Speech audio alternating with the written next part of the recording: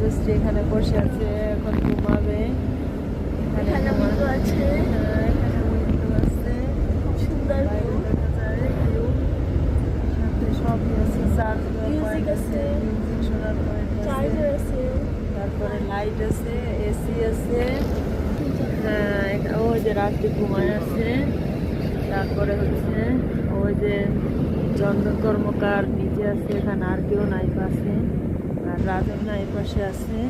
ওই রাজন্যা, দেখি রাজন্যা, হ্যালো রাজন্যা, কার্টেনটা সরাও।